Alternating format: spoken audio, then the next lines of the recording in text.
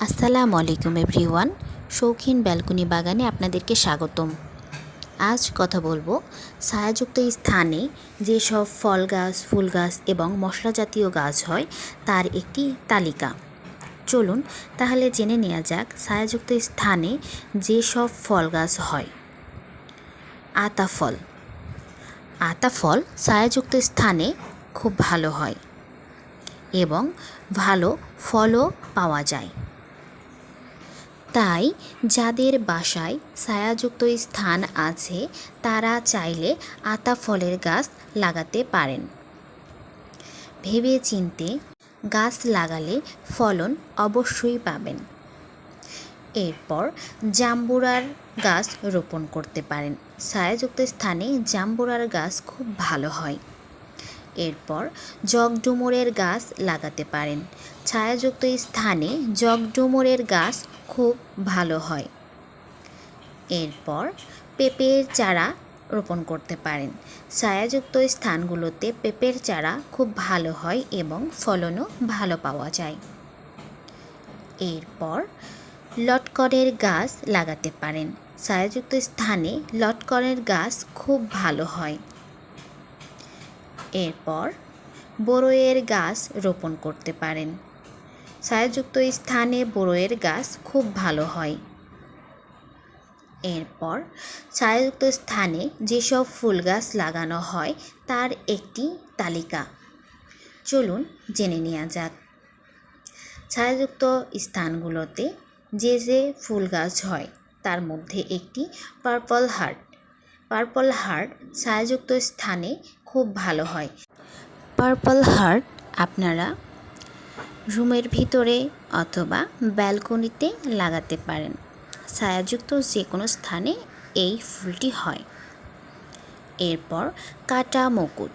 কাটা মুকুট ফুল গাছ ছায়াযুক্ত স্থানে খুব ভালো হয়। আপনারা ছায়াযুক্ত স্থানে লাগাতে পারেন। এরপর নয়নতারা ফুলের গাছ। নয়নতারা ফুলের গাছ ছায়াযুক্ত স্থানে সুন্দরভাবে বেড়ে উঠতে পারে এবং ফুলও ভালো হয়। এরপর সন্ধ্যা মালতী। সন্ধ্যা মালতী ফুলের গাছ ছায়াযুক্ত স্থানে বেড়ে উঠতে পারে। এরপর আইস প্ল্যান্ট ফুল। এই ফুলটি আপনারা ছায়াযুক্ত স্থানে লাগাতে পারেন।